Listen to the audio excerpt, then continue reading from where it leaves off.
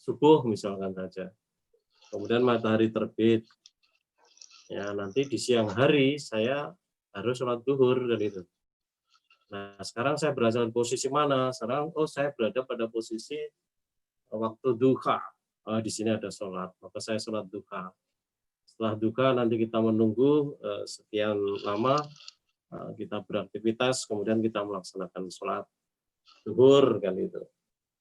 Setelah sholat duhur kemudian bekerja lagi. Umat Islam tidak diperkenankan untuk lupa waktu, untuk lupa terhadap orientasi waktunya. Karena sebentar lagi harus melaksanakan perintah Allah untuk menunaikan ibadah asar. Setelah sholat asar ya terus begitu, kemudian maghrib, isya, senantiasa setiap harinya begitu.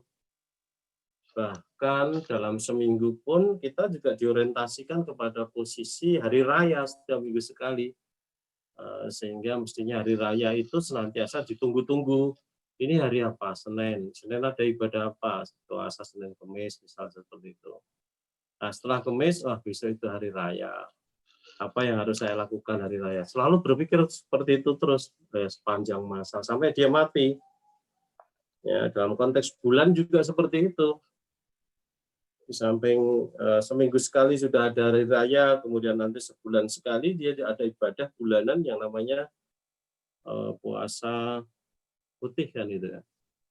13, 14, 15 sehingga senantiasa berorientasi waktu kan itu. Senantiasa memahami tentang waktu itu kan itu. Begitu juga nanti sebulan dalam setahun umat Islam harus berpuasa, wajib di situ. Ya, maka ya setelah Ramadan, kemudian Syawal, kemudian bulan-bulan berikutnya mereka pun senantiasa menunggu-nunggu ya sebelum sampai ke Ramadan lagi ada ibadah kurban, maka dia menunggu-nunggu kurban. 10 Zulhijjah kata Nabi itu. Terus begitu. Nah, begitu juga tempat umat Islam diarahkan untuk senantiasa memahami posisinya di mana. Nah, kemudian dia ketika sholat harus mengarah kemana. Maka umat Islam dimanapun itu senantiasa tahu arah utara, selatan, timur, barat, itu selalu tahu. Beda dengan umat lain yang tidak pernah ada model peribadatan seperti itu, mengarahkan sholatnya itu ke satu titik di dunia ini kan gitu. Nggak ada agama lain yang seperti itu. Ya, artinya senantiasa ditumbuhkan kesadaran di dalam hati umat Islam itu, di dalam diri umat Islam itu untuk sadar akan pentingnya waktu, untuk sadar akan pentingnya posisi, arah dan sebagainya. Ya, setahun kalau tadi ada setahun sekali ada ibadah puasa Ramadan, maka kemudian seumur hidup sekali di situ ada ibadah haji. Ya, haji aja bisa dilakukan di satu tempat saja di Arab Saudi itu, sehingga orang itu ngerti orientasi arah menunaikan haji itu di mana di negara Arab Saudi sekarang. Ya, terus begitu. Nah, tidak hanya berhenti di situ. Ini kita baru bicara tentang dunia, baru bumi kan gitu toh. Ya, padahal bumi itu kan hanya satu planet dari 8 planet yang ada di sekitar matahari. Ya, kemudian juga matahari itu hanya satu di antara sekian ratus miliar bintang yang ada di galaksi Bima Sakti. Galaksi Bima Sakti pun hanya satu di antara sekian ratus miliar galaksi yang ada di Jagat Raya ini kan itu. Kalau suatu saat nanti ada orang Islam yang kemudian dia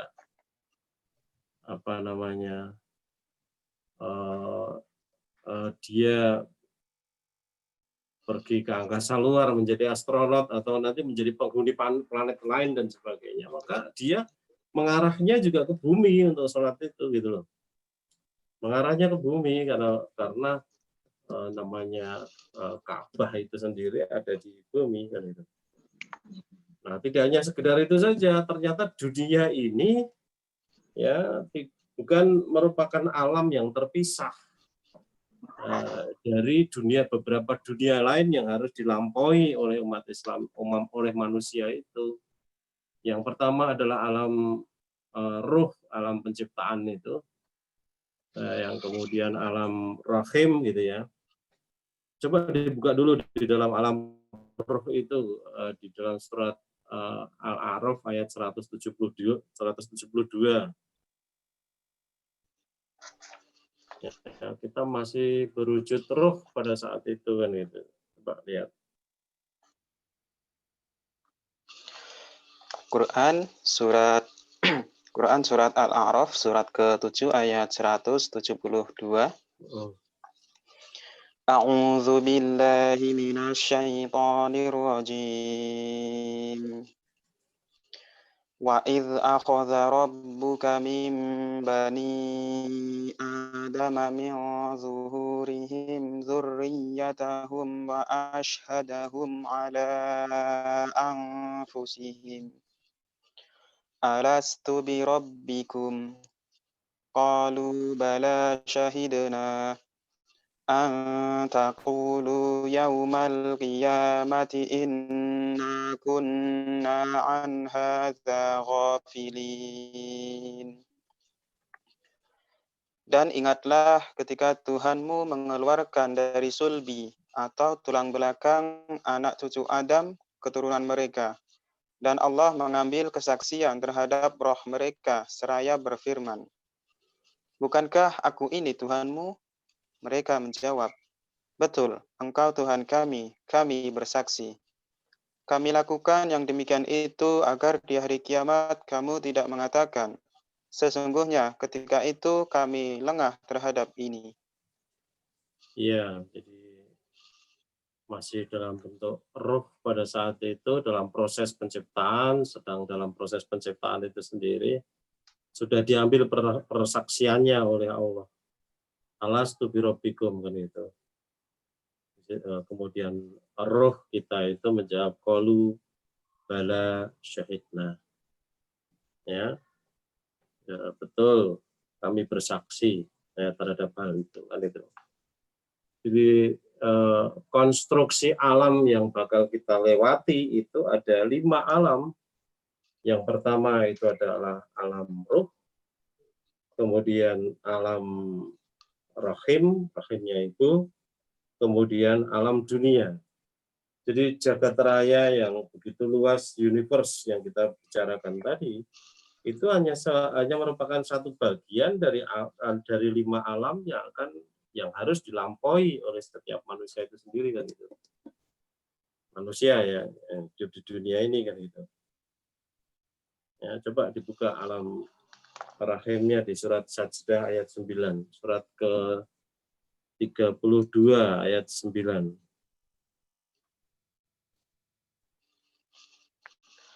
Surat As-Sajdah surat ke-32 ayat 9. Tsumma sawwahu wa nafakha fihi min ruhihi wa ja'ala lakumus sam'a wal absara wal afidah qalilan ma tashkurun. Kemudian dia menyempurnakannya dan meniupkan roh ciptaannya ke dalam tubuhnya. Dan dia menjadikan pendengaran, penglihatan, dan hati bagimu. Tetapi sedikit sekali kamu bersyukur. Ya, proses peniupan roh, menyatukan roh ya dengan jasad ada terjadi di dalam rahim ibu. Ya, kemudian juga nanti diberikan pendengaran, penglihatan, dan hati agar mereka mampu untuk berpikir, memahami tentang ayat-ayat Allah itu kan itu. Ya. Nah, berikutnya kemudian setelah dari rahim, ya dari perut ibu lah gampangnya seperti itu, kemudian manusia mau tidak mau yang terlahir ke dunia ini ya tetap harus hidup di dunia ini, ya. Dan Rasul juga sudah menggarisbawahi bahwa hidup di dunia ini hanya sebagai cobaan kan itu, kita tahu kan itu. Nah, tentang hidup di dunia yang hanya kecil, kemudian juga dibandingkan dengan kehidupan akhirat ya yang sebenarnya tidak ada apa-apanya kehidupan di dunia itu gitu ya, mestinya mudah kita pahami gitu kalau kita itu sudah memahami tentang proses penciptaan yang pertama dan kedua tadi di alam roh dan juga di rahim ibu tadi kan gitu. meskipun secara akal manusia itu bisa memahami gitu ya, tetapi banyak ya orang yang kemudian tidak mau mengerti, tidak mau ambil pusing tentang proses-proses itu gitu. Nah, kalau kita tidak mau ambil pusing tentang proses-proses itu ya kita tidak bisa memahami akan posisi dan orientasi hidup kita itu kan gitu. Ya. Jadi kita harus mengerti ya bahwa apa namanya jagat raya ini hanya merupakan bagian dari perjalanan panjang dari manusia itu sendiri ya untuk menuju kepada kelanggengan hidup, kepada kekekalan hidup di akhirat nanti kan itu. Ya. Coba dibaca dulu di dalam surat Az-Zukhruf ayat ke-32 untuk melengkapi 5 dunia yang 5 alam yang harus kita lewati itu. Surat Az-Zukhruf, surat ke-43 ayat 32. Ahum yaqsimuna rahmata rabbik. Nahnu qasamna bainahum ma'ishatahum fil hayatid dunya wa rafa'na ba'dahum fawqa ba'din darajatin liyattakhidha ba'duhum ba'dan sukhriya. Wa rahmatu rabbika khairum mimma yajma'un. Apakah mereka yang membagi-bagi rahmat Tuhanmu? Kamilah yang menentukan penghidupan mereka dalam kehidupan dunia. Dan kami telah meninggikan sebagian mereka atas sebagian yang lain beberapa derajat, agar sebagian mereka dapat memanfaatkan sebagian yang lain. Dan rahmat Tuhanmu lebih baik dari apa yang mereka kumpulkan. Ya, jadi Allah juga yang menentukan bahwa kita harus hidup di dunia itu ya dengan segala karunia yang ada di jagat raya ini yang boleh kita miliki gitu ya. Nah, tetapi kita harus memahami bahwa rahmat Allah itu, kasih sayang Allah itu ya jauh lebih hebat dari apa yang kita kumpulkan. Kasih sayang Allah yang berasal dari namanya Ar-Rahim itu akan membawa kita masuk ke dalam kehidupan yang kekal penuh kebahagiaan di surga. Kalau kita tidak mendapatkan itu, ya maka ya rugi hidup kita di dunia ini gagal kan gitu. Allah sendiri sudah menentukan bahwa hidup di dunia ini sebagai cobaan, maka itu harus kita sadari. Itu juga bagian dari orientasi hidup kita di dunia ini kan itu. Paham bahwa posisi kita itu sedang dalam perjalanan, ya maka Allah menanyakan kepada kita tentang apa namanya mau kemana kita hendak pergi, fa'aina tadhabun kan itu. Maka hendak kemana kalian pergi kan itu. Nah, kita sedang pergi mengarah ke negeri akhirat dan itu. Kita sedang mengalami perjalanan waktu, bukan perjalanan menembus ruang, bukan perjalanan mengarungi ruang, tapi perjalanan menembus waktu. Ya, dari dunia ini kemudian masuk ke alam barzah dan akhirnya terminalnya adalah dalam kehidupan akhirat yang kekal nanti. Ya, nah, untuk kehidupan di alam barzah, di alam pembatas, alam kubur dan sebagainya itu, dan juga kehidupan akhirat itu, kualitas kita di sana ditentukan oleh kualitas hidup kita di sini ini. Artinya ketika kita hidup di dunia ini sudah diperintahkan oleh Allah untuk menjaga hati kita sehingga bersih, ya, suci. Dan itu hanya bisa dilakukan oleh orang-orang yang mereka itu bertauhid. Senantiasa mempersembahkan seluruh aspek kehidupannya kepada Allah dan hanya Allah saja. Dan itu bukan kepada yang lain juga. Ya. Maka kemudian nanti orang akan dinilai apakah dia sudah melaksanakan perintah itu dengan sebaik-baiknya atau mereka termasuk orang yang lalai. Kalau termasuk orang yang lalai, padahal manusia sudah diberi akal atau hati, kemudian diberi telinga dan juga mata, tetapi ternyata tidak mampu memahami apa yang menjadi kehendak Allah atas manusia ini dengan bukti tidak mau melaksanakannya dengan baik tadi, ya perintah untuk membersihkan hati tadi, ya maka mereka akan dimasukkan ke semuanya akan ditumplek-blek dimasukkan ke dalam neraka jahanam. Ancamannya sudah seperti itu dahsyatnya kan itu. Ya meskipun begitu ternyata masih jauh lebih banyak orang yang lalai ya daripada orang yang sadar akan posisi dirinya sebagai hamba Allah. Ingat bahwa kita itu terlahir di dunia itu bukan karena kehendak ibu atau kehendak bapak. Kita itu lahir di dunia karena kehendak Allah. Orang bisa suami istri bisa bersetubuh, tetapi betapa banyaknya persetubuhan mereka yang tidak menghasilkan anak. Banyak orang yang menghendaki anak, tetapi ternyata juga tidak bisa melahirkan anak. Sudah berobat, sudah periksa dokter, sudah berupaya macam-macam. Allah tidak menghendakinya. Ya, maka dia juga tidak punya anak. Maka kita harus sadar betul bahwa kehadiran kita di dunia ini itu adalah atas kehendak Allah. Allah lah yang menciptakan kita. Allah lah yang menjaga kehidupan kita. Allah yang menjaga kesehatan kita.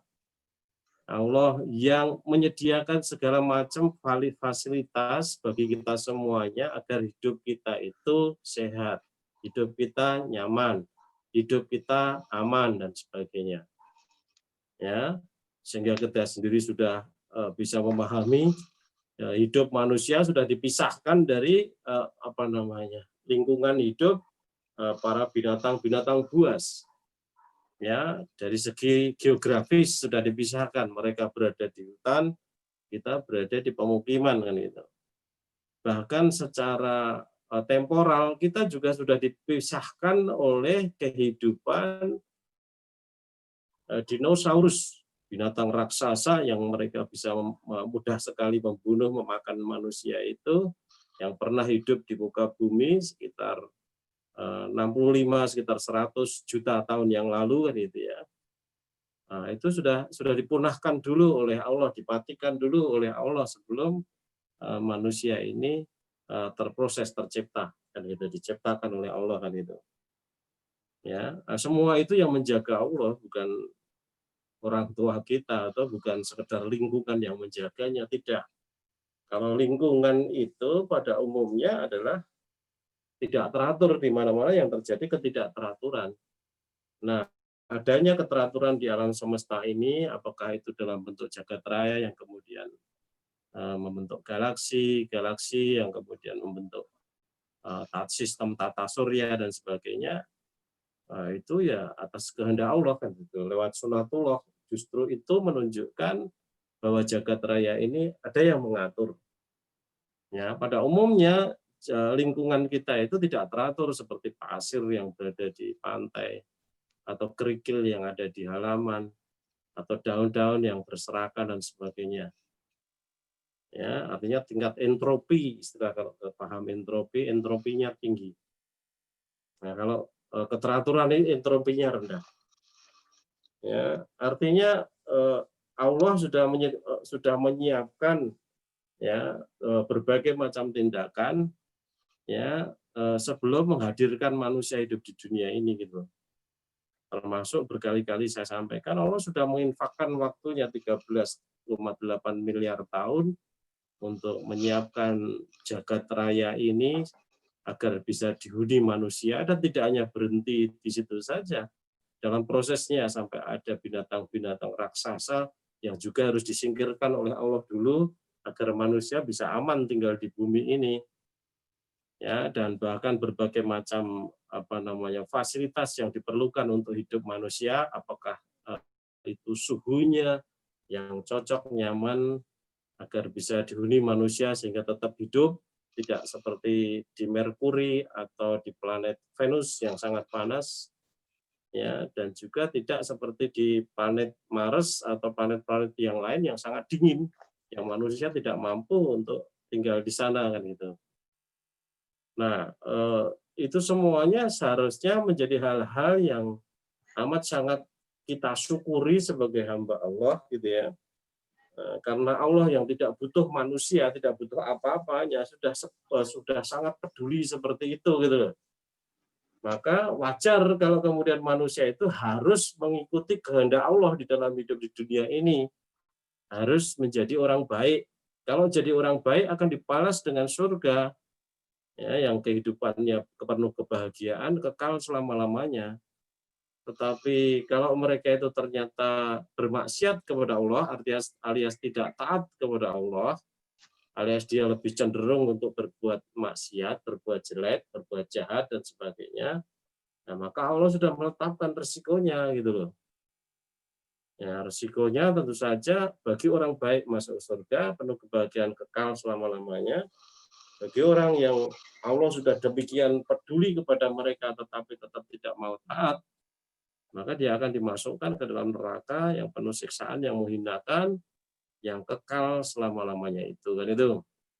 Nah, siksaan yang dahsyat yang kekal di neraka itu yang diperuntukkan bagi orang-orang yang ingkar kepada Allah itu juga akan dirasakan oleh mereka pada alam barzah kan itu. Di alam barzah mereka akan merasakan hal yang sama seperti itu. Coba dibuka dulu tentang dalil alam barzahnya itu sendiri. Ada di dalam surat Al-Mu'minun, surat ke-23, ayat yang ke-100. Surat Al-Mu'minun, surat ke-23 ayat 100. La'alli a'malu salihan fima tarakt. Kalla innaha kalimatun huwa qailuha wa min waraihim barzakhun ila yaumi yub'atsun. Agar aku dapat berbuat kebajikan yang telah aku tinggalkan. Sekali-kali tidak. Sungguh itu adalah dalih yang diucapkannya saja. Dan di hadapan mereka ada barzah sampai pada hari mereka dibangkitkan. Ya, jadi itu adalah keluhan, permohonan ya dari orang-orang yang mereka mati dalam keadaan kafir, yang kemudian mereka ngerti siksa kuburnya itu seperti itu beratnya, apalagi nanti siksa di akhirat kan gitu.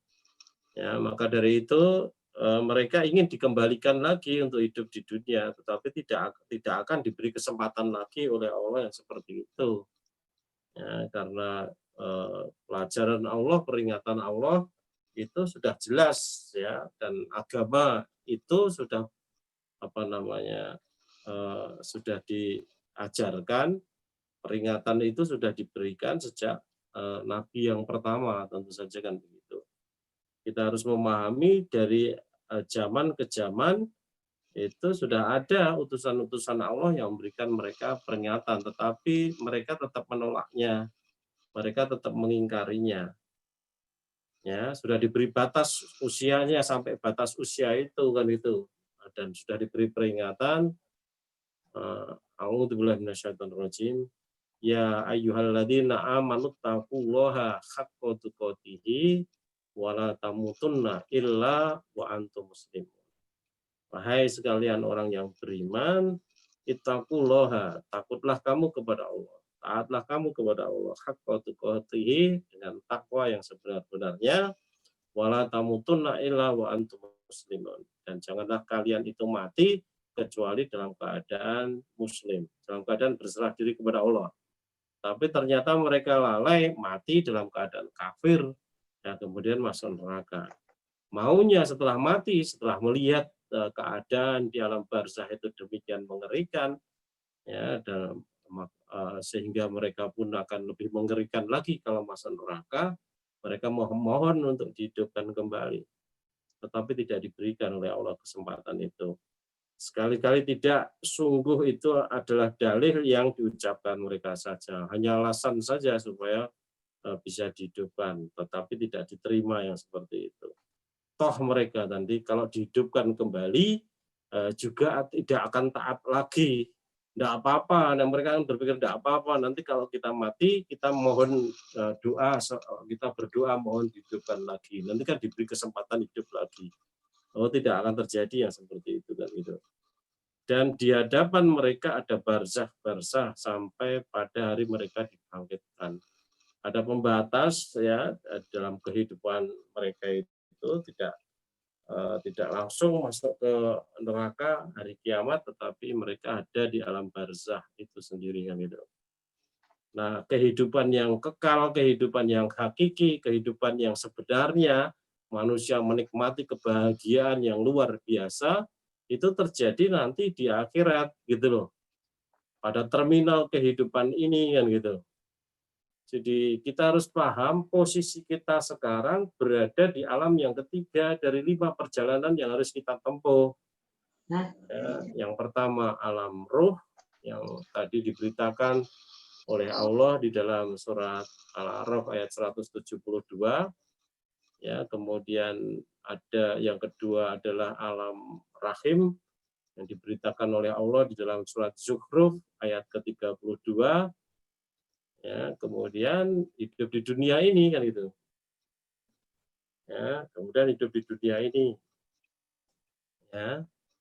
Nah, tadi kita baca dari di situ surat As-Sajdah surat ke-32 ayat 9. Nah, sekarang kita berada pada posisi alam yang ketiga dan sebentar lagi kita akan masuk kepada posisi alam yang keempat, alam barzah itu yang diberitakan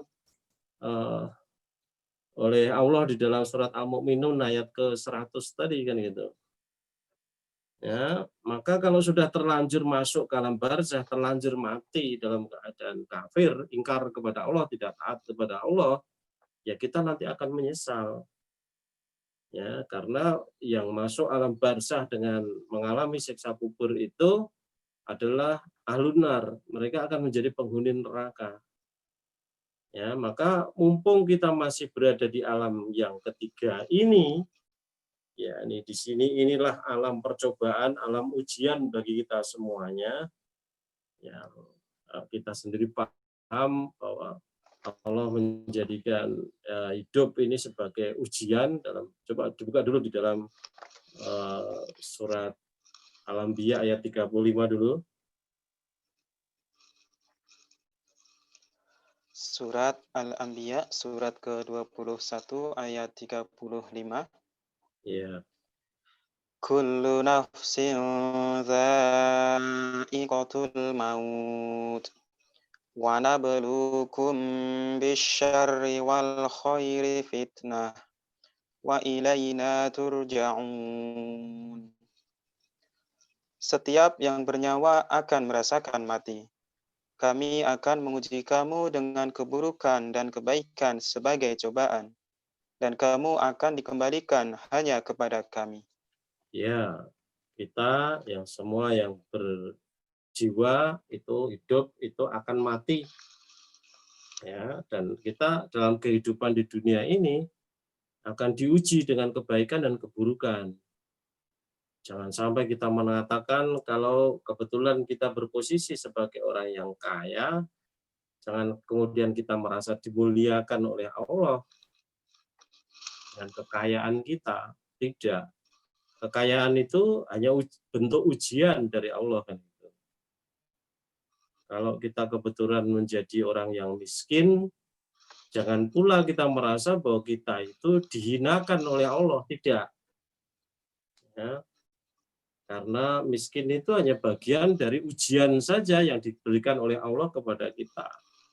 Para sahabat dulu banyak yang mereka itu memilih hidup miskin. Begitu mendapat harta yang banyak, langsung saja diinfakkan, diwakafkan, digunakan untuk membantu orang-orang yang berada di sekitarnya gitu loh. Tetapi di antara para sahabat juga banyak juga yang kaya raya, tetapi paham betul bahwa karena harta itu menjadi ujian, Maka banyak harta mereka itu mereka tumpahkan untuk fisabilillah. Mereka infakkan di jalan Allah, mereka sedekahkan di jalan Allah kan itu. Nah, di antara ujian-ujian yang menyakitkan Allah sendiri uraikan ada di dalam surat Al-Baqarah ayat ke-155 itu kan itu.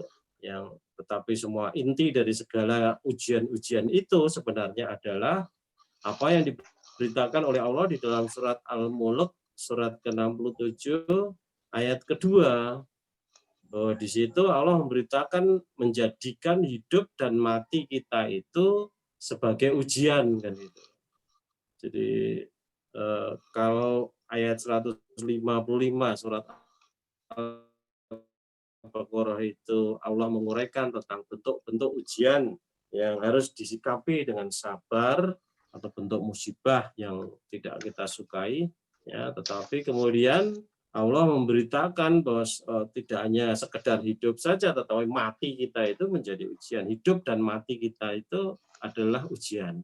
Nah, dengan pemberitaan seperti itu harusnya kita sadar.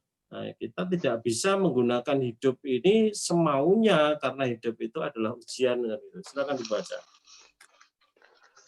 Surat Al-Mulknya Al-Baqarah, saja. surat Surat kedua, ayat Al-Mulknya 100. saja. Al-Baqarah kan sudah terkenal. Surat Al-Mulk, surat ke-67, ayat 2. Alladzi khalaqal mauta wal hayata liyabluwakum ayyukum ahsanu amala wa Ya, huwal azizul ghafur. ya. Yang menciptakan mati dan hidup untuk menguji kamu, siapa di antara kamu yang lebih baik amalnya, dan Dia Maha Perkasa, Maha Pengampun. Ya, jadi Allah juga yang menjadikan hidup dan mati itu ya sebagai ujian kan itu. Ya, karena hidup dan mati itu sebagai ujian, maka kita harus sadar bahwa diri kita itu setiap saat itu senantiasa berada di dalam ujian Allah kan itu. Ya, maka dalam keseharian pun kita harus pandai bersikap dalam konteks itu. Karena Allah itu menghendaki kita itu mengikuti Rasul, ya. Kalau kita itu mengikuti Rasul, maka kemudian Allah menjanjikan yuhibbukumullah wa yaghfir lakum dzunubakum, Allah akan mencintai kita dan akan mengampuni dosa-dosa kita. Maka mestinya menjadi orang beriman itu menjadi lebih sederhana sekali untuk mendapat ridho Allah. Belajar sunnah Rasul, kemudian mengikuti sunnah Rasul, selesai dalam konteks itu gitu loh.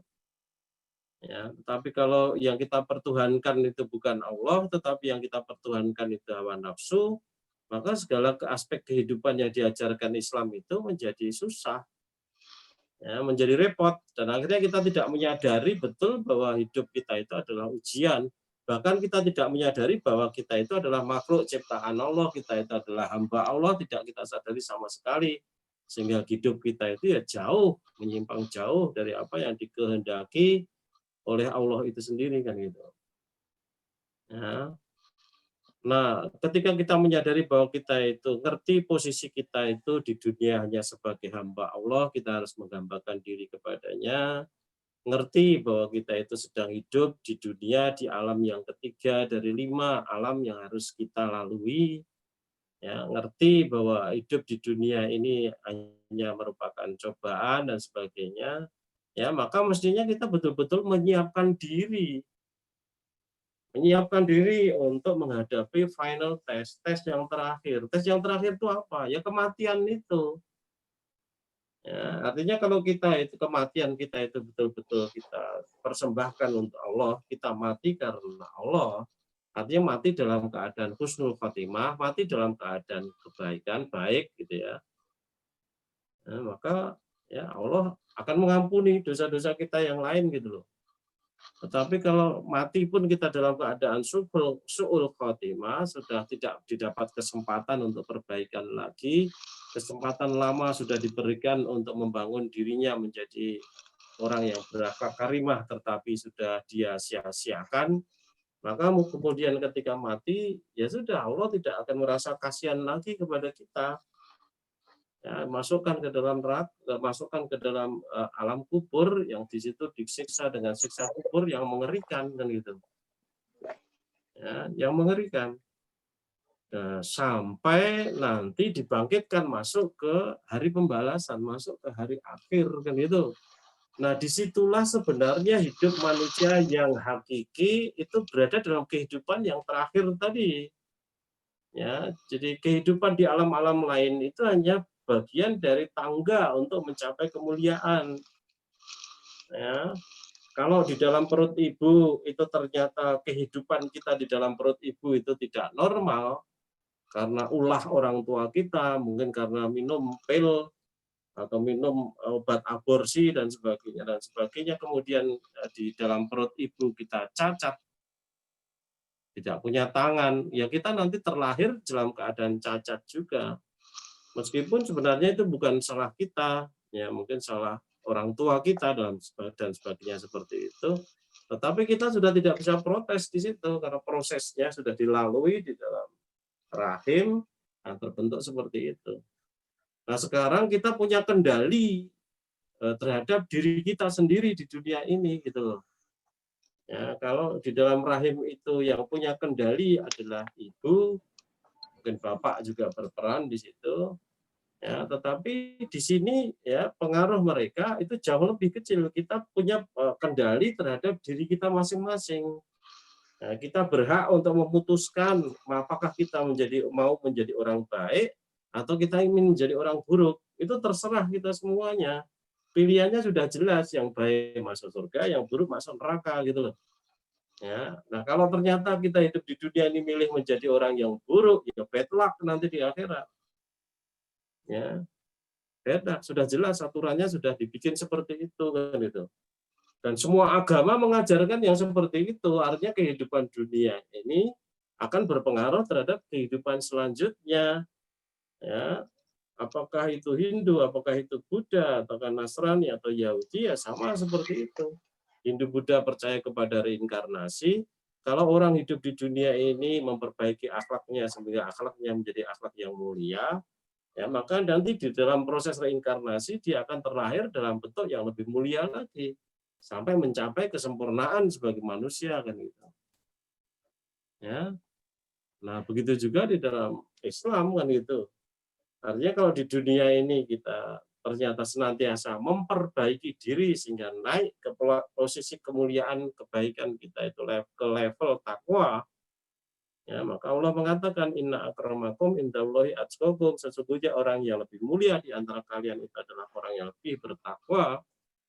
Ya, semakin tinggi ketakwaan kita, semakin dekat dengan Allah, semakin Allah mencintai kita, ya semakin besar kemungkinan kita masuk ke surga dalam keadaan bahagia kan gitu.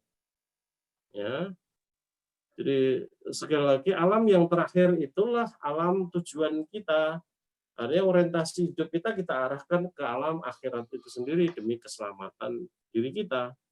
Ya, bahkan kalau kita sebagai kepala rumah tangga dan sebagainya, ya, keselamatan kita itu nanti juga berpengaruh terhadap keselamatan keluarga kita, anak kita, bahkan mungkin saja juga cucu kita dan sebagainya kan itu.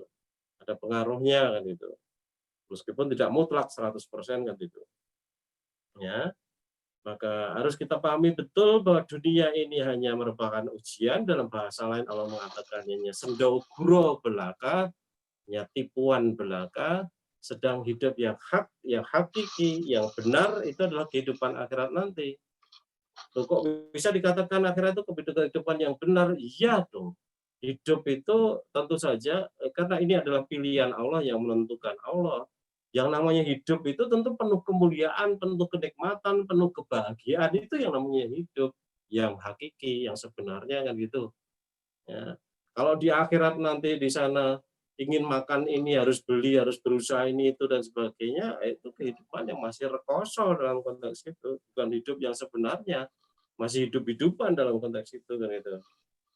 Ya, maka kita sadari karena hidup di dunia ini hanya sendaguro, hidup di dunia ini hanya tipu daya belaka, hidup di dunia ini hanyalah ujian, sedang hidup di akhirat itu yang kekal, padahal kita tahu sehari di akhirat itu sama dengan 1000 tahun hidup di dunia ini, bahkan di dalam ayat yang lain dijelaskan bahwa malaikat naik membawa urusan dalam waktu 1 hari kadarnya 50.000 tahun dan sebagainya.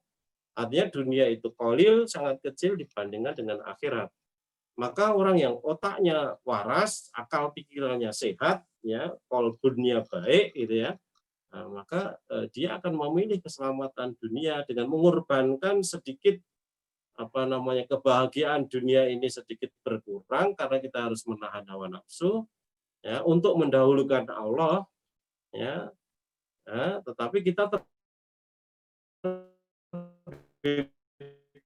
terbebas dari siksa api neraka yang betul-betul kita harus paham posisi kita sekarang ini dan paham kita itu akan heading kemana, menuju ke arah mana, ya, apa yang akan kita dapatkan di sana dan sebagainya. Coba kita buka dulu di dalam surat Al-Ankabut surat ke-29 ayat 64 itu untuk melengkapi 5 kehidupan dunia ini. Ayat-ayat lain banyak, tetapi satu-satu aja dulu itu sebagai dasar untuk memahami bahwa kita berada pada alam yang ketiga dari 5 alam yang harus dilalui oleh manusia. Silakan. Surat Al-Ankabut surat ke-29 ayat 64. Wa ma hadhil hayatud dunya illa lahwun wa la'ib. Wa innad daral akhirata lahiyal hayawan law kanu ya'lamun. Dan kehidupan dunia ini hanya senda gurau dan permainan. Dan sesungguhnya negeri akhirat itulah kehidupan yang sebenarnya, sekiranya mereka mengetahui. Ya, laukanu ya'lamun, seandainya mereka mengetahui. Nah, kita diberi tahu oleh Allah sekarang ini, maka resapkan di dalam hati agar kita termasuk ke dalam kelompok orang yang mengetahui. Ya, sehingga ketika kita berada hidup di dunia ini yang di situ isinya senda gurau dan permainan, kita tidak lalai oleh permainan itu.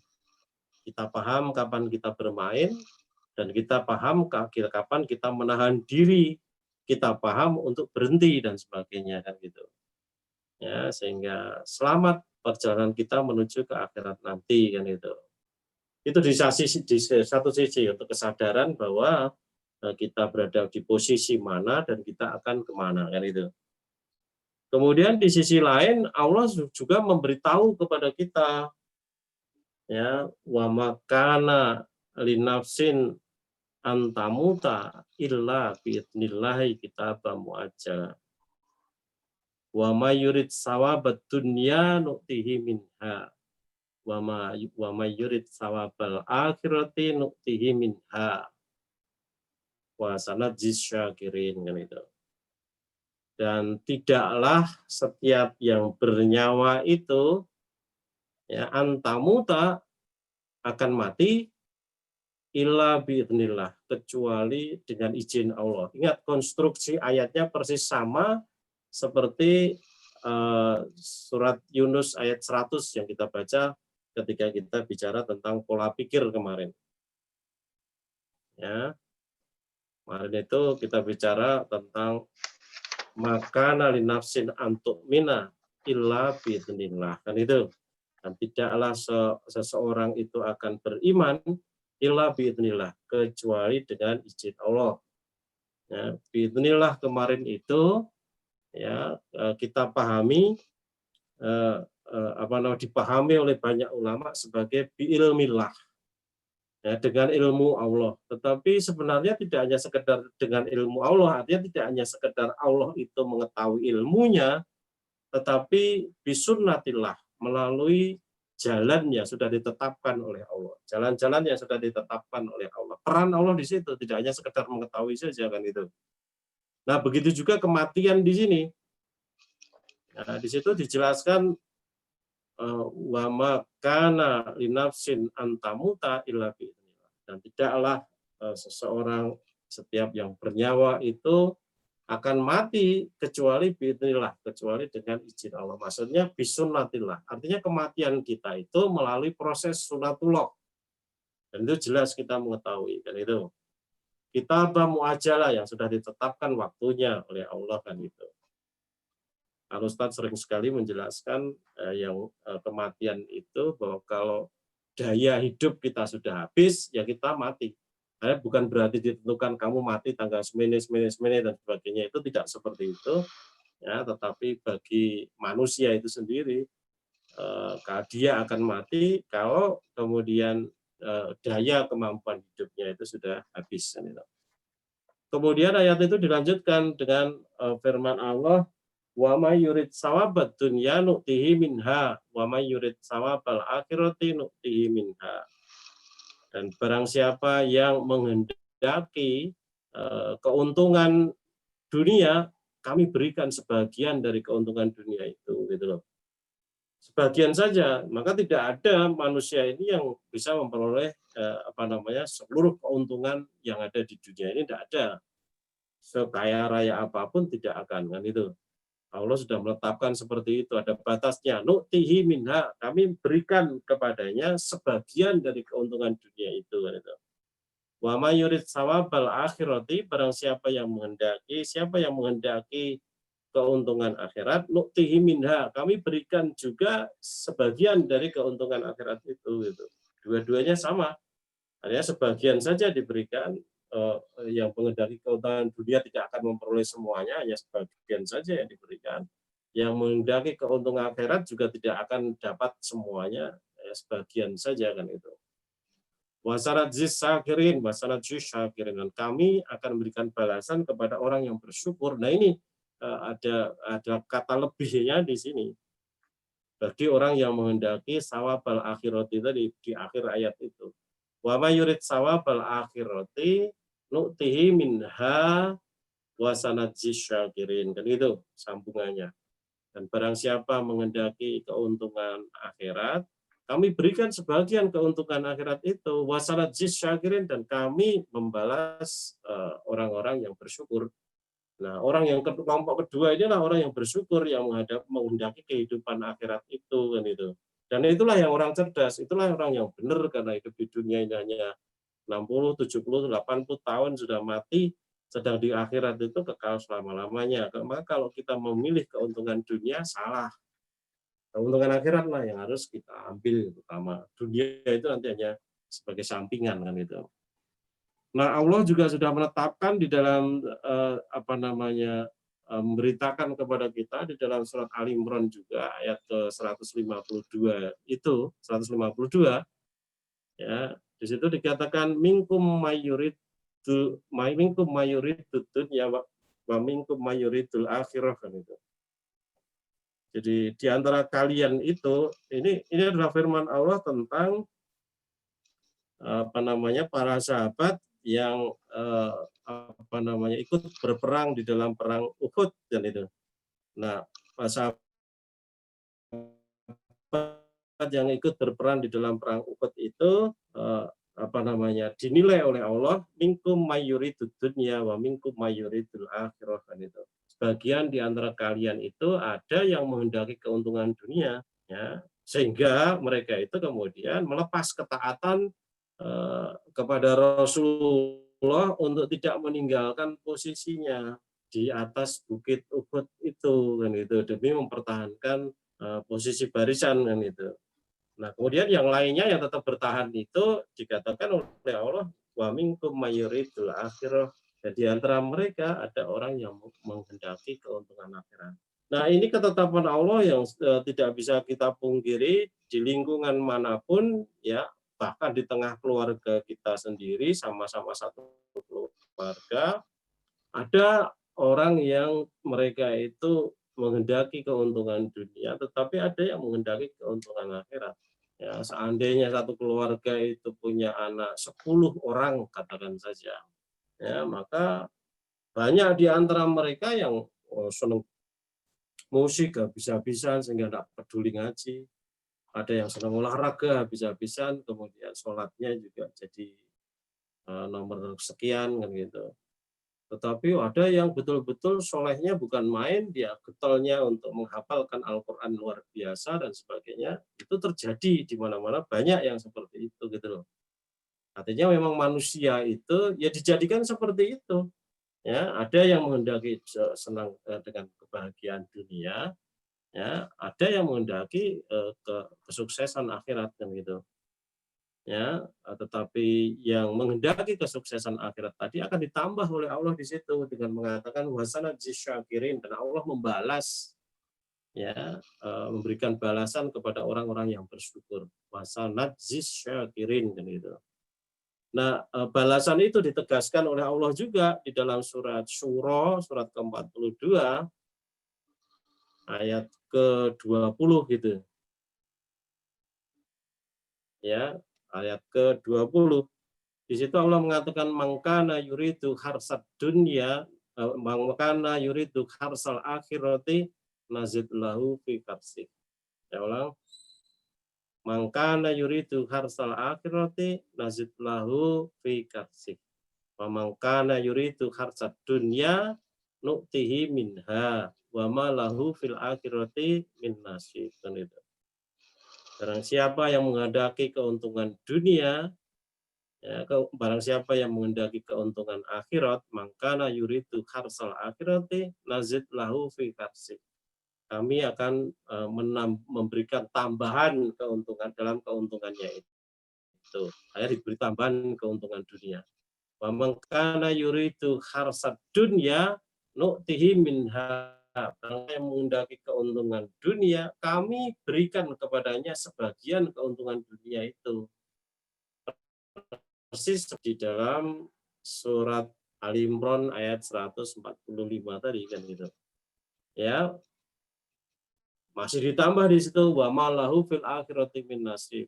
Ditambah keterangan seperti itu. Wa malahu fil akhirati min nasib, dan tidaklah mereka mendapatkan bagian dari akhirat itu, ya, tidak dapat bagian di akhirat itu.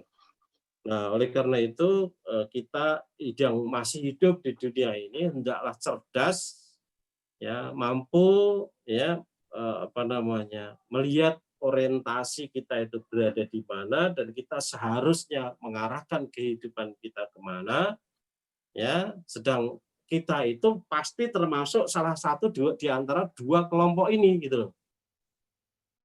Ya, kita itu pasti termasuk salah satu di antara dua kelompok ini.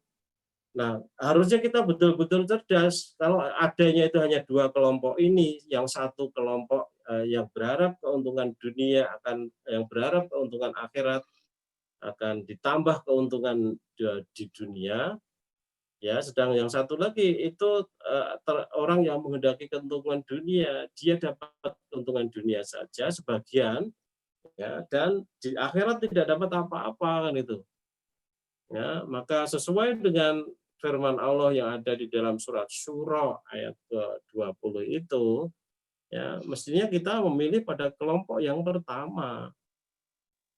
Ya, kelompok yang pertama. Ya, dan pilihan itu akan menjadi kenyataan kalau kemudian kita konsisten menata hidup kita sesuai dengan ayat itu.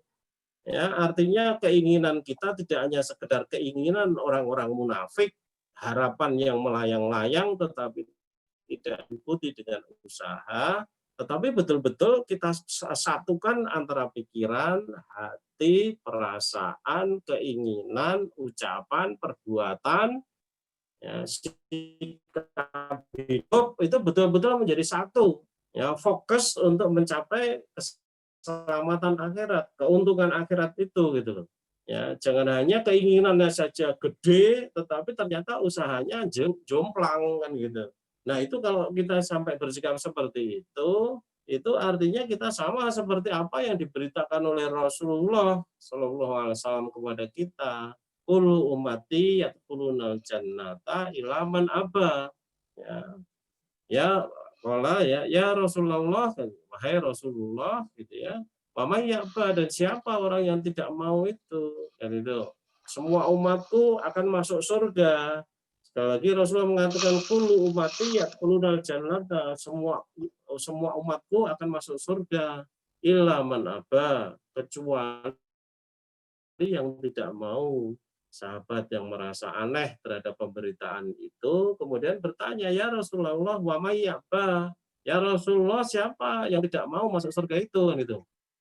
Ya, kemudian Rasulullah menjawab, waman ato'ani dakhalal jannata waman asoni faqad aba.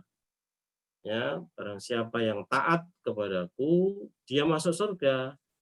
Ya, tetapi yang tidak taat kepadaku, dia termasuk orang yang tidak mau masuk surga. Jadi hakikatnya tidak mau itu dinilai dari perbuatannya, kan itu.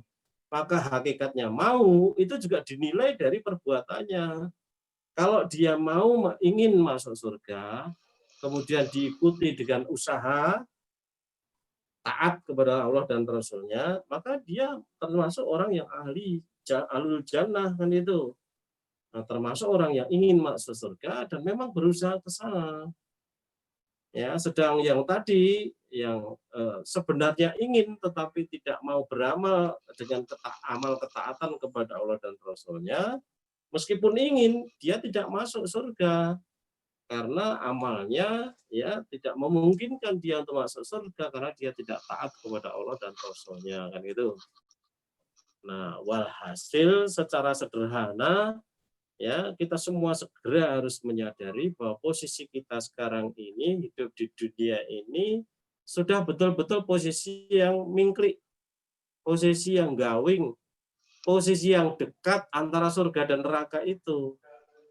Karena ketika kita mati, apa besok atau lusa atau kapan saja kita akan mati, itu pada saat itulah sudah kita tentukan sendiri apakah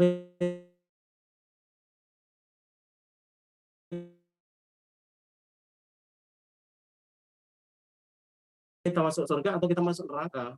Nah, hidup kita lusa, insya Allah sama seperti sekarang ini. Nah, sekarang yang kita pertanyakan, sudahkah hidup kita sekarang ini berorientasi ukhrawi? Atau masih tetap orientasinya dunia alias materialis? Nah, kalau sekarang ini tetap kita masih materialis, kalau sampai besok kita mati, ya kita mati dalam keadaan materialis. Minggu lagi mati, kita mati dalam keadaan materialis.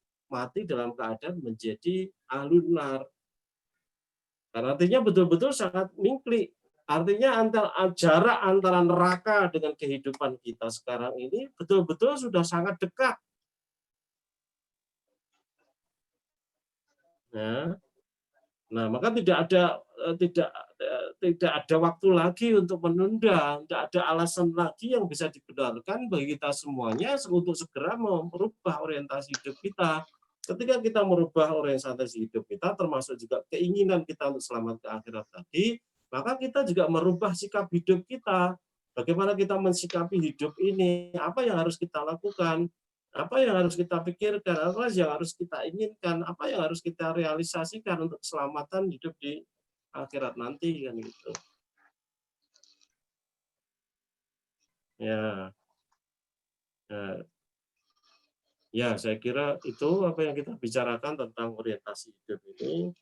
Artinya betul-betul sudah sangat mendesak bagi kita semuanya untuk merubah pola hidup kita. Tadi sejak kemarin kita bicara sistem nilai harus kita rubah, pola pikir kemudian juga harus kita rubah. Kalau tidak kita rubah, kita akan riskan jatuh ke dalam syirik. Ya. Kemudian berikutnya sekarang ini adalah orientasi hidup yang sering kita itu lengah, ya, memahami posisi kita berada di mana, kemudian menuju ke arah mana dan sebagainya. Padahal Rasulullah itu sering mengingatkan kepada kita bahwa saat itu sudah sangat dekat, artinya hari kiamat itu betul-betul sudah sangat dekat. Tetapi sering tidak memahami kita seperti itu.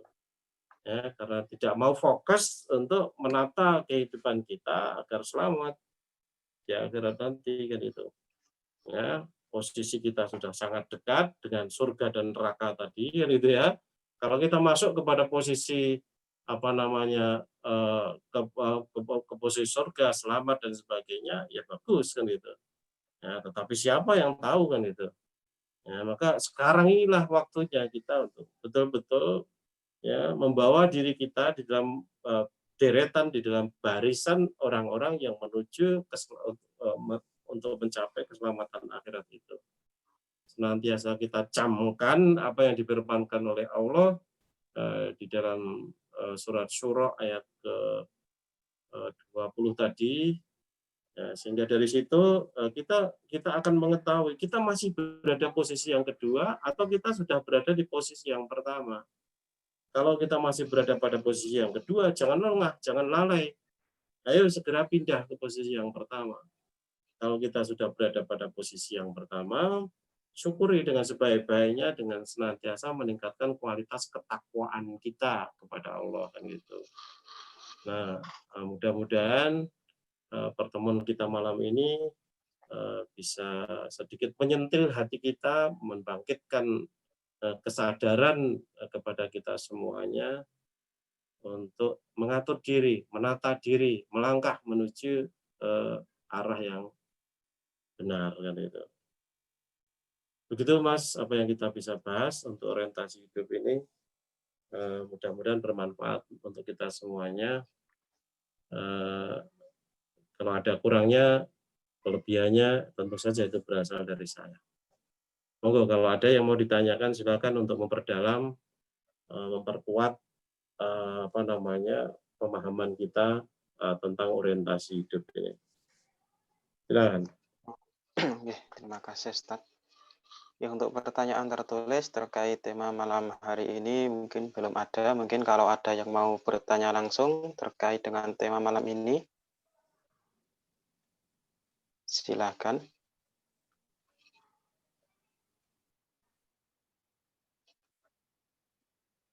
Mungkin belum ada Ustaz. Ada beberapa pertanyaan di luar tema. Tidak ada, betul. Yang terkait dengan ini kita utamakan yang ini dulu.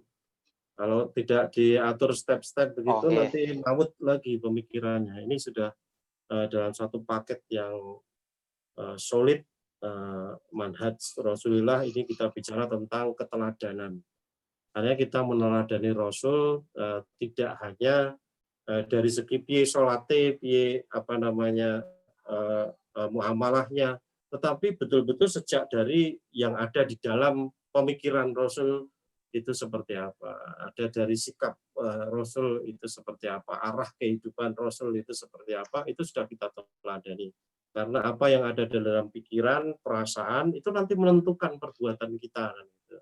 Justru di situ adalah kekuatan pengendali. Kalau yang di situ salah, meskipun sholatnya benar, meskipun posone benar, muamalahnya ketok apik, bisa-bisa dia kejeglong ke neraka. Dan kita sendiri sudah ngerti 3 kelompok orang yang pertama kali masuk neraka, semuanya itu dohirnya baik. Sekali lagi 3 orang yang masuk neraka pertama kali itu semuanya dohirnya baik. Semua manusia yang kenal dia menilai mereka itu ahlul jannah. Nah, ini harus kita curigai kan itu. Artinya ada kekuatan pendorong yang dari dalam yang salah di situ. Yang salah apa? Ternyata dia berharap pujian dari manusia. Dohirnya baik, tetapi harapannya kepujian dari manusia. Nah, maka kemudian dia termasuk syirik dan akhirnya tidak selamat. Naudzubillah kan itu. Nah, sekarang kita sedang dandani, artinya kita sedang melakukan rekonstruksi terhadap orientasi hidup ini. Saya khawatir kamu tidak mudeng ini kan gitu. Ayo silakan. Oke, ada yang mau bertanya langsung, Ustaz? Silakan. Silakan Mbak Farida. Assalamualaikum warahmatullahi wabarakatuh. Ustaz mau bertanya berkaitan dengan orientasi kehidupan. Iya, kurang cetok, banter sithik. Oh, sebentar, saya pakai headset.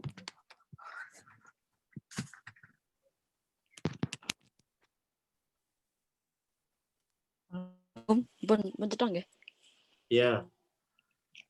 Berkaitan tentang orientasi kehidupan, kan saya sebagai mahasiswa, jadi bisakah saya mengambil kesimpulan juga ada sebuah ayat kan inna sholati wa nusuki wa mahyaya, kan berarti saya juga bisa meniatkan studi saya, belajar saya sebagai ibadah juga. Apakah juga seperti itu? Yang pertama.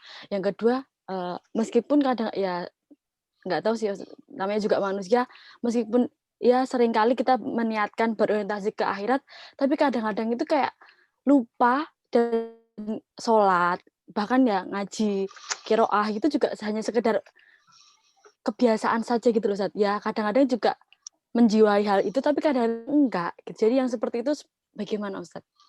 Gitu Mawon. Ya, baik. Jadi yang pertama dulu, apakah saya juga bisa meniati bahwa kuliah kita itu merupakan bagian dari ibadah? Oh ya pasti. Ketika kita bicara tentang akidah, ketika kita bicara tentang a'udzubillahi minasyaitonirrajim, wa ma khalaqtul jinna wal insa illa liya'budun. Dan tidaklah kami menciptakan jin dan manusia itu kecuali untuk menghambakan diri kepada Allah. Artinya semua aspek kehidupan kita, sekali lagi semua aspek kehidupan kita, lebih fokus lagi semua aktivitas kita itu harus merupakan bagian dari ibadah, harus mempunyai nilai ibadah, kan gitu. Nah, kita juga sudah paham bahwa hidup kita itu dibagi menjadi dua, ada ibadah, ada muamalah, kan gitu. Atau di sini ibadah madhoh, di sini ibadah ghairu madhoh, tetapi sama-sama ibadah, kan gitu. Nah, ketika seorang suami dia mencari nafkah itu adalah muamalah. Ya, tetapi ketika dia mencari nafkahnya karena Allah, ketika berangkat pun sudah diniatkan karena Allah, ketika bertransaksi dagang pun dia juga senantiasa mempertimbangkan rambu-rambu halal haram, dia tidak pernah berbuat curang, apalagi berdusta kepada pelanggannya dan sebagainya. Meskipun itu muamalah akan dinilai oleh Allah sebagai bagian dari ibadah, kan gitu, ibadah nilainya. Nah, begitu juga kamu, ketika kamu itu menuntut ilmu, kuliah menuntut ilmu, gitu ya. Ya, menuntut ilmumu itu merupakan bagian dari penghambaan dirimu kepada Allah. Menuntut ilmumu itu bagian dari ibadah. Meskipun itu muamalah, kita harus memberikan nilai ibadah kepada muamalah kamu. Bagaimana memberikan nilai ibadah kepada muamalah kamu? Yang pertama, kamu melaksanakan tugas kamu sebagai mahasiswa dengan sebaik-baiknya, dengan optimal, dengan semaksimalnya. Rasulullah mengatakan, "Faida amartukum bisya'in fa'tu minhu mastata'tum." Apabila aku perintahkan kamu terhadap sesuatu, maka tunaikan semaksimalmu. Allah sedang menugasi kita, Allah sedang menugasi kamu untuk kuliah. Ya, maka kamu harus kuliah semaksimalnya. Ya, artinya semaksimalnya untuk bisa memahami ilmu yang sedang kamu pelajari, ya, semaksimalnya bisa mengaplikasikan ilmu yang kamu pelajari dalam bidangmu dan sebagainya. Semaksimalnya bisa dapat nilai sebaik-baiknya dan sebagainya dari guru. Tapi nilai itu nanti nomor 2. Yang penting itu kesungguhan kita dalam konteks ini yang dinilai oleh Allah adalah seperti itu. Ya. Nah, berikutnya kamu harus menyadari bahwa kamu mahasiswa, maka tugas utama kamu itu adalah belajar, kan itu. Ya, karena tugas kamu belajar, maka kamu harus singkirkan aktivitas-aktivitas lain, apakah itu kakian nonton TV atau kakian ketemu sama teman-teman untuk jajan atau apa dan sebagainya, itu harus sudah singkirkan. Yang diutamakan adalah belajarnya itu sendiri, kan itu. Ya, karena itu tugas utama. Nah, kalau ternyata kamu tidak seperti itu, ya berarti tidak punya nilai ibadah. Ya, sinaune sakarpe, sailinge saja, daknyang dan sebagainya. Ya, artinya tidak punya nilai ibadah itu nantinya, kan itu.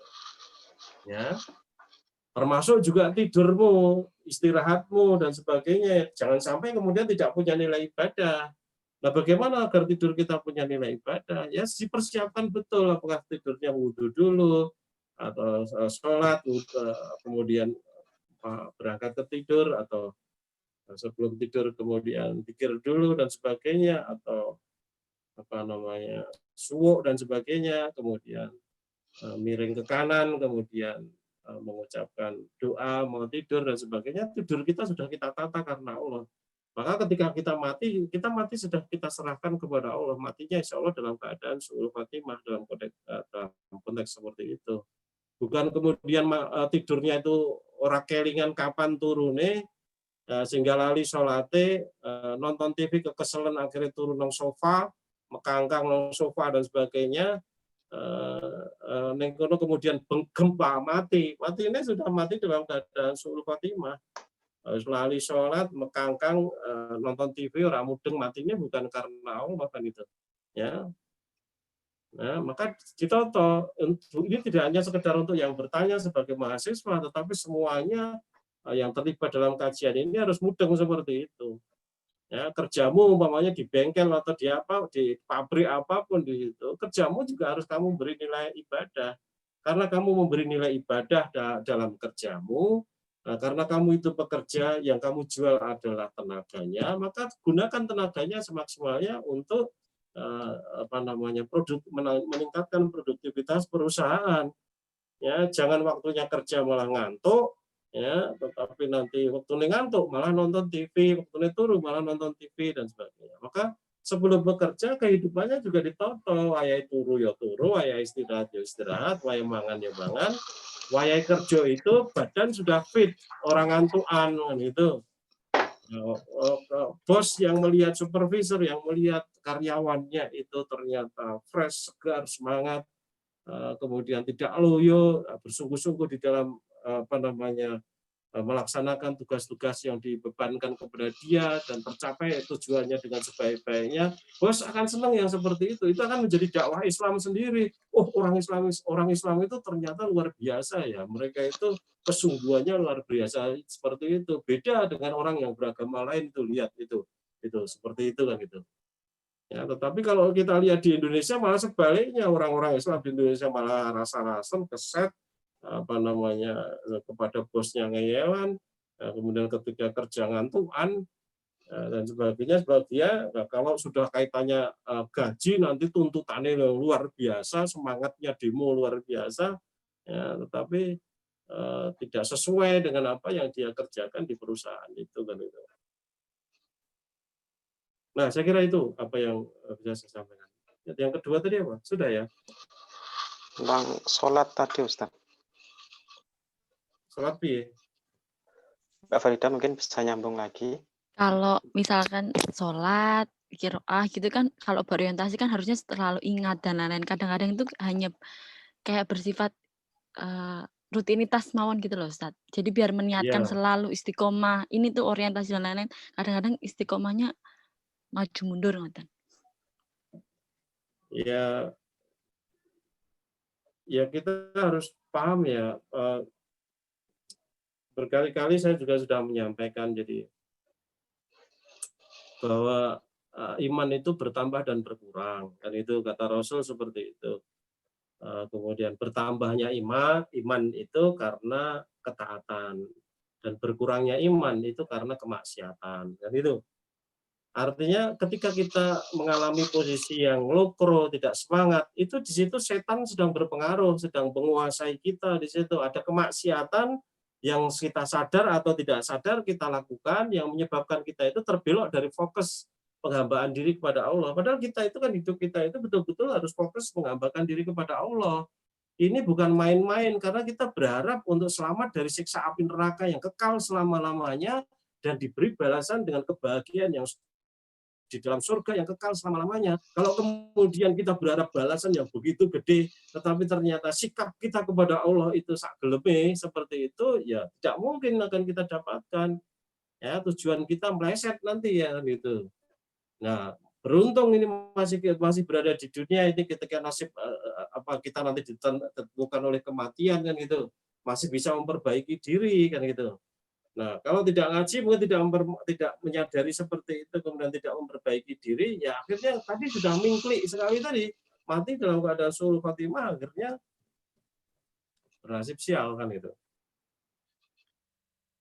Ya, biasanya saya menjawab pertanyaan seperti ini, saya mengutip hadis yang berkait dengan Handolah dan Abu Bakar itu, yang bercerita tentang Handolah bercerita kepada Abu Bakar yang kalau sedang berada di depan Rasulullah, surga neraka itu tampak seperti di depan mata. Kesungguhannya untuk hidup beragama itu, beribadah itu betul-betul sangat kuat.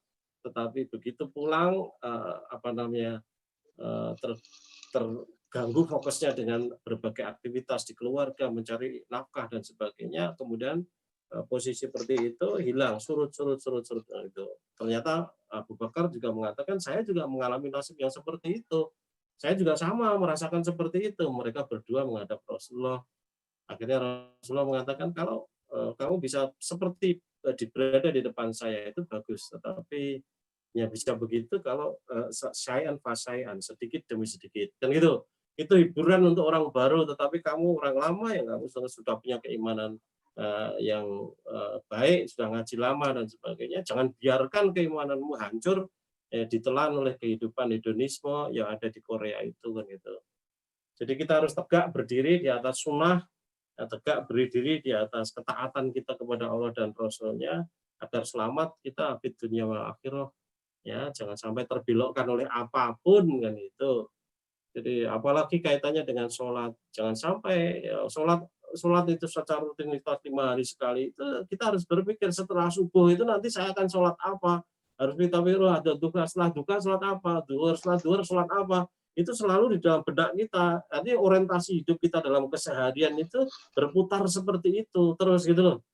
Nah, bahkan malam di saat orang lain tidur pun Allah memberikan kebahagiaan kepada kita supaya kita bangun, Allah akan turun ke langit dunia dan sebagainya, mencari orang yang berdoa akan dikabulkan doanya, mencari orang yang minta ampun untuk diampuni dosanya dan sebagainya. Nah, bagi orang yang beriman itu ya tidak akan lupa tentang sholat-sholat itu, tentu akan dia tunaikan semaksimalnya gitu loh. Jadi jangan sampai setan menyibukkan kita dengan perbuatan-perbuatan yang lago, ya, yang tidak bermanfaat sehingga kita lupa terhadap tugas-tugas kita dalam menghambakan diri kepada Allah. Bahkan sinau tadi juga bagian dari penghambaan diri kita kepada Allah. Bahkan mana makanmu, minummu, dalam menjaga kesehatanmu itu juga bagian dari ibadah kita kepada Allah kan itu. Mudah-mudahan bisa dipahami. Silakan yang lain. Untuk yang lain di luar tema, Ustadz, masih ada 3 pertanyaan. Tapi waktu masih sedikit, pripun? Ya boleh satu aja. Oke, ini satu yang pendek aja. Sedikit mungkin. Langkah apa yang selanjutnya yang harus kita tempuh agar kita tidak tergolong menjadi orang-orang yang rugi, Ustadz? Ya sederhana toh. Langkah apa yang kita tempuh supaya kita tidak menjadi orang yang rugi? Langkah yang kita tempuh adalah membangun ketaatan kepada Allah dan Rasul-Nya. Itu saja. Ya, artinya yang sebenarnya yang harus kita perangi itu adalah diri kita. Harusnya yang harus kita perangi itu adalah kesombongan diri kita. Harusnya diri kita sebagai manusia yang lemah ini tunduk patuh kepada Allah. Ya, tetapi ternyata banyak manusia yang tidak tunduk patuh kepada Allah itu karena kesombongan. Dia lebih mengutamakan hawa nafsu daripada Allah yang menciptakan jagat raya untuk dia, yang memelihara dia, menjaga kesehatan dia, bikin nyaman hidupnya di dunia ini dan sebagainya. Itu adalah Allah kan gitu loh.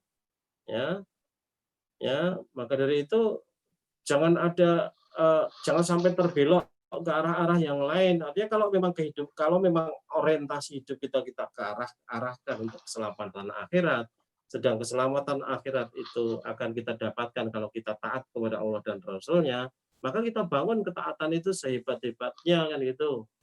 Ya, kita buka lagi surat An-Nisa ayat ke-13 itu. Ya. Di situ dikatakan a'udzubillahi minasyaitonir rajim tilka hududullah wa may yuti'illah wa rasulahu yudkhilhu jannatin tajri min tahtihal anharu khalidina fiha wa dzalikal fawzul 'adzim kan gitu. Ya, tilka hududullah ini adalah hukum-hukum Allah wa may yuti'illah wa rasulahu, dan jarang siapa yang taat kepada Allah dan Rasul-Nya yudkhilhu jannatin tajri min tahtihal anhar, dia Allah akan memasukkannya ke dalam surga yang mengalir sungai-sungai di bawahnya. Khalidina fiha, mereka kekal di dalamnya, wa dzalikal fawzul 'adzim, dan itu adalah kemenangan yang agung kan itu. Ya. Di Ali Imran ayat ke-31 dengan ayat yang berbeda, dengan cara yang berbeda, Allah menyampaikan hal yang sama di situ. Di situ dikatakan a'udzubillahi minasyaitonir rajim, qul in kuntum tuhibbunallaha fattabi'uni yuhibbukumullahu wa yaghfir lakum dzunubakum wallahu ghafurur rahim. Ya, qul in kuntum tuhibbunallah, katakan wahai Muhammad, In kuntum tuhibbunallah, wahai orang-orang yang beriman, jika kalian itu mencintai Allah, fattabi'uni, ikutilah aku. Ikutilah aku, ikutilah Rasul, kan itu. Nah, Rasul sendiri memberikan contoh kehidupan selama 23 tahun ya, sejak mendapatkan wahyu sampai wafatnya beliau itu. Artinya kan hampir seluruh aspek kehidupan yang kita hadapi itu ada rujukannya kepada sunnah Rasulullah SAW itu, ya, supaya kita mengikuti Rasul, ya, termasuk dalam konteks itu juga masalah ibadahnya maupun muamalahnya. Kalau Rasul itu dahar dengan makan dengan tangan kanan, ya kita makan dengan tangan kanan. Kalau Rasulullah itu melarang kita makan minum dengan tangan kiri, ya kita jangan sampai melanggar larangan Rasul itu. Kalau kita taat kepada Rasul, tidak melanggar tuntunan Rasul tadi, kata Allah, yuhibbukumullah wa yaghfir lakum dzunubakum. Niscaya Allah itu akan mencintai kalian dan akan mengampuni dosa-dosa kalian. Nah, kalau Allah sudah mencintai kita, ya tidak mungkin kita masuk neraka. Dicintai Allah kok, sudah pasti dimasukkan surga, diselamatkan oleh Allah. Wa yaghfir lakum dzunubakum, ya kalau kita dosa kita diampuni oleh Allah, ya tidak bakal kita masuk neraka, masuk surga. Ya, maka di ayat ke-13 tadi dijelaskan yudkhilhu jannatin tajri min tahtihal anharu khalidina fiha. Itu. Di akhir ayat 31 ditekankan lagi surat Al-Imran itu, wallahu ghafurur rahim, dan Allah Maha Pengampun, Ar-Rahimun, Ar-Rahim gitu ya, dan Maha Penyayang, kan itu. Dan Allah itu Maha Pengampun lagi Maha Penyayang. Wallahu ghafurur rahim, kan itu. Dan Allah Maha Pengampun, sudah diampuni jelas selamat, kan itu. Apalagi ditambah kasih sayang dari nama Allah Ar-Rahim, nah, sudah pasti dia mendapatkan surga. Tetapi kalau sebaliknya, ya, maka dalam ayat 32 di situ dikatakan kita termasuk ke dalam orang yang kafir. Wallahu la yuhibbul kafirin di akhir ayat itu. Dan di ayat ke-14 dari surat An-Nisa itu jelas ya kita dimasukkan neraka. Ya, wa may ya'sillah wa rasulahu wa may ya'sillah wa rasulahu wa may ya'sillah wa rasulahu wa may ya'sillah wa rasulahu wa yata'adda hududahu yudkhilhu naran khalidan fiha walahu adzabun muhin, kan itu. Dan barang siapa yang bermaksiat kepada Allah dan Rasulnya dalam bentuk wa yata'adda hududahu, dalam bentuk pelanggaran-pelanggaran terhadap hukum-hukum Allah itu, ya yudkhilhu naran, nah, niscaya Allah akan memasukkannya ke dalam neraka. Yudkhilhu naran khalidina fiha, yudkhilhu naran khalidina fiha. Apa tadi itu? Lupa. Yudkhilhu naran.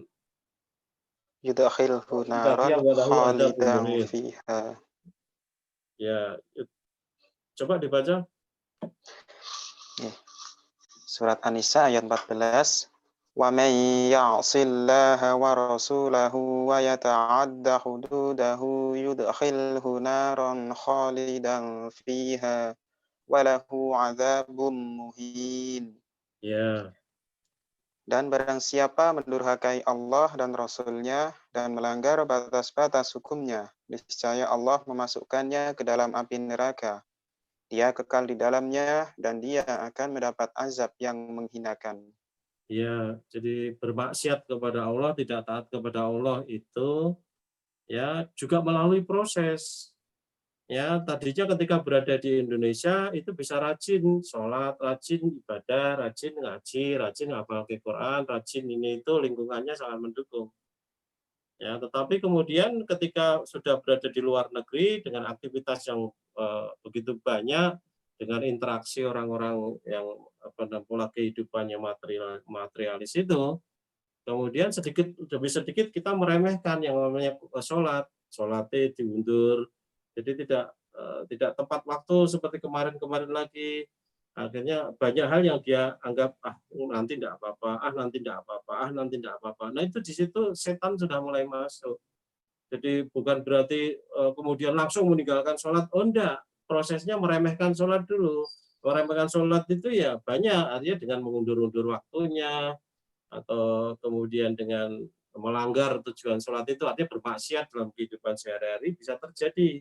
Dan akhirnya suatu saat sholatnya berhenti betul gitu loh. Seandainya tidak berhenti, tetapi karena dia sudah pola hidupnya itu, milahnya itu sudah seperti milahnya orang Yahudi atau orang Nasrani, ya dia sudah tidak termasuk ke dalam kelompok mukmin lagi, meskipun masih sholat dan itu. Oleh karena itu hati-hati. Ayatnya mengatakan fawailul lil musallin alladzina hum an sholatihim sahun. Celakalah orang-orang yang sholat, ya ini orang yang lalai akan sholatnya kan gitu. Itu saya kira Mas untuk kajian malam hari ini. Mudah-mudahan yang sedikit ini bermanfaat bagi kita semuanya. Kurang lebihnya saya minta maaf. Mari kajian kita akhiri. Alhamdulillahirabbil Alhamdulillahirabbil alamin. alamin. Subhanakallahumma Subhanakallahumma wa wa bihamdika bihamdika asyhadu an asyhadu la an ilaha la anta ilaha illa anta astaghfiruka wa atubu astaghfiruka ilaik. wa atubu ilaik. Assalamualaikum warahmatullahi wabarakatuh. Waalaikumsalam warahmatullahi wabarakatuh. Terima kasih Ustadz atas isian pada malam hari ini. Selamat beristirahat. Semoga Ustadz serta keluarga dalam lindungan Allah Subhanahu wa taala. Amin, mabrur doanya. Saya meninggalkan, Mas. Baik, silakan Ustadz. Assalamualaikum. Waalaikumsalam warahmatullahi wabarakatuh.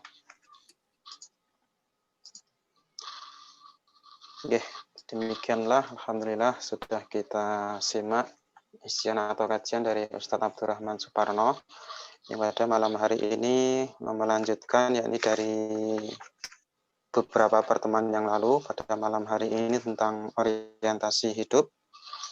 Nah, seperti itu dan semoga bisa menambah keimanan dan ketakwaan kita kepada Allah Subhanahu wa taala.